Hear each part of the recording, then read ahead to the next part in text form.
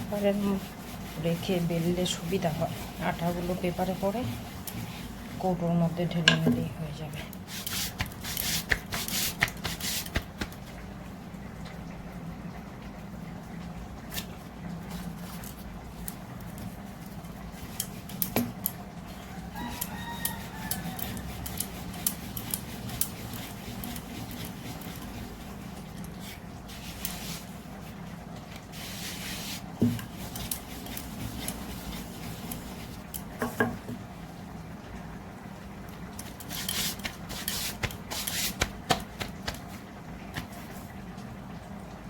যে রুটিটা সেঁকে নিচ্ছি, এই যে পেপার পেতে এই যে করলাম না, এই যে আটাগুলো পুড়লো, এই আটাগুলো প্রথম কথা হচ্ছে নষ্ট হবে না, আর দ্বিতীয় কথা হচ্ছে আমি এই যে কন্টেনারটায় আমি ভরে রেখে দিই আলাদা করে। এটা আর আটা যখন মাখি আমি এগুলো দিই না, এটা দিয়ে অনলি শুধু বেলি, যার জন্য সানে পড়লে আবার আমাকে তুলতে হতো, ওই জন্য পেপার পেতে করি।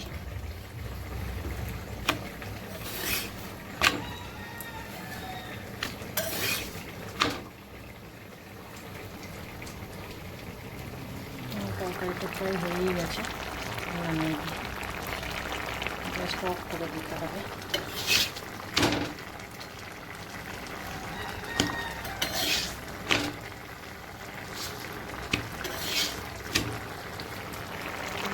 গ্যাসটা অফ করে দিয়ে এটা হয়ে গেছে, রুটিটা ফোলাবো।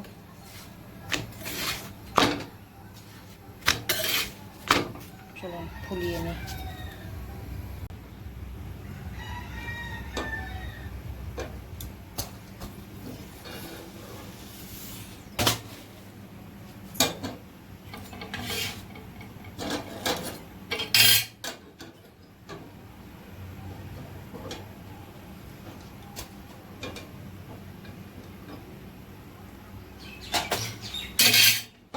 যে সবজিগুলো সব কেটে নিয়েছি,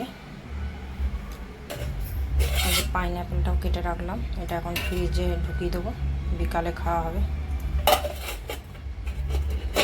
এই যে ছোট্ট কাঁঠালটা ভেঙেছিলাম, এই কটা পোয়া বেরিয়েছে, এটা তো ফ্রিজে দেওয়া যাবে না, এটা ফ্রিজে দিলেই আমার হাজব্যান্ড চেঁচাবে, গন্ধ বেরোবে। চলুন রান্নাটা করে নে।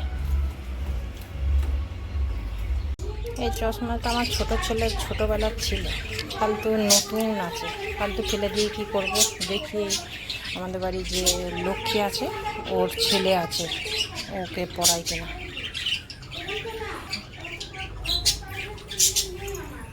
এ লক্ষ্মী, একবার এইদিকে আসো। এই যে লাঞ্চের মেনু নিয়ে চলে এসেছি, দেখুন। ভাত, এখানে আছে কাঁকরোল ভাজা, এটা আছে এই যে লাউ দিয়ে মুসুরির ডাল, আর এটাতে হচ্ছে মাখা মাখা তরকারি করেছি, সোয়াবিন দিয়ে, পটল দিয়ে, আলু দিয়ে। চলুন, 4টে বাজছে, দেখুন গুড়ি গুড়ি কেমন বৃষ্টি হচ্ছে। এরকম বৃষ্টি ভালো লাগে না, বেশি একটু ঝমঝম করে বৃষ্টি হবে তবে ভালো লাগে।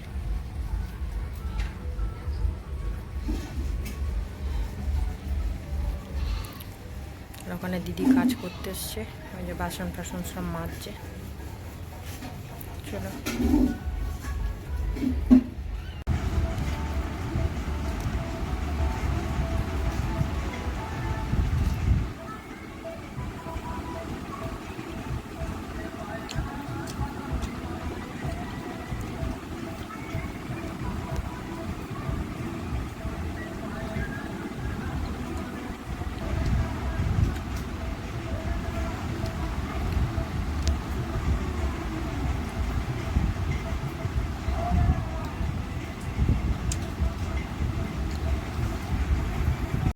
শুভ সন্ধ্যা বন্ধুরা। আমি বিকেলে আনারস খাওয়ার পর খেয়ে গা ধুয়ে ফ্রেশ হয়ে ড্রেসটা চেঞ্জ করে এই সন্ধে দিলাম। সন্ধে দিয়ে নিয়ে দেখি আর বড় ছেলেটা একটুখানি শুয়ে রয়েছে, ঘুমাচ্ছে। একটু উঠুক, চা করবো, চা খাওয়া দাওয়া হবে। চলুন আবার পরে ক্যামেরা অন করবো। চা বন্ধুরা বানিয়ে চা নিয়ে চলে এসেছি, অনেক দিন পর চা শেয়ার করছি। এই যে আজকে বড় ছেলে আর আমি খাবো, যে এটা বড় ছেলের কাপ, ও এটাতেই চা খায় আর আমি তো এটাতেই খাই। চলুন চাটা খেয়ে নিই। আমি চা খেয়ে নিয়ে আটা মেখে ভাবলাম মোচাটা ছাড়িয়ে রাখি, না হলে সকালবেলা ছাড়িয়ে রান্না করা খুব চাপ হয়ে যাবে। কারণ সকালে টিফিন বানাতে বানাতেই অনেকটা সময় চলে যায়।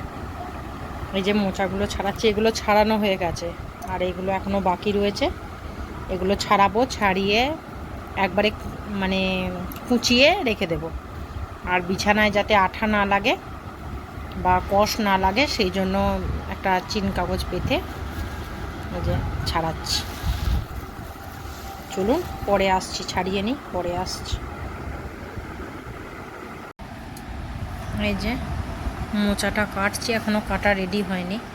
এই যে কাটতে কাটতে দেখুন কি করলাম, একটু হাতটা কেটে গেল। আর এই মোচা কাটতে কাটতে হাতের আঙুলগুলো একবারে টাইট মতো হয়ে, তাও তেল মাখিয়েছি বলেই হাতটা কাটলো। আর এই হাতের অবস্থা,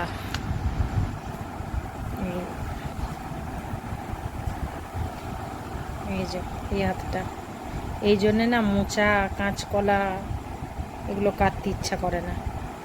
আর চপার বোর্ডে যে চাকু দিয়ে কাটবো না, চাকুটার ধার কমে গেছে।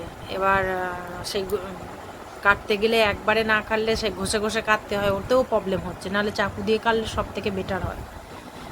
কিন্তু দেখুন হাতগুলোর আঙুলগুলোর অবস্থা। তাও তেল মাখিয়েছি, তেল মাখানোর পরে ওই যে দেখলে হয়তো বুঝতে পারবেন হাতে তেল মাখানো।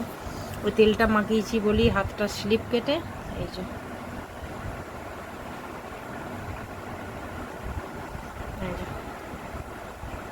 আর কি করা যাবে।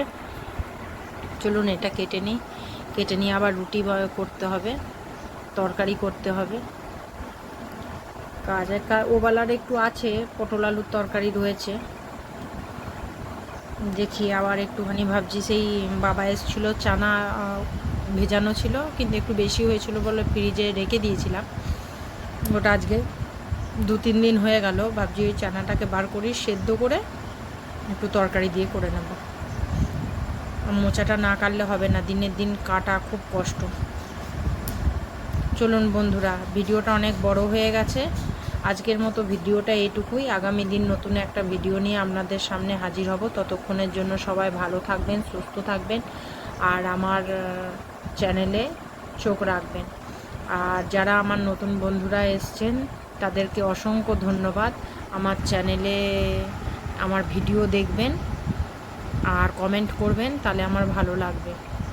টাটা বন্ধুরা।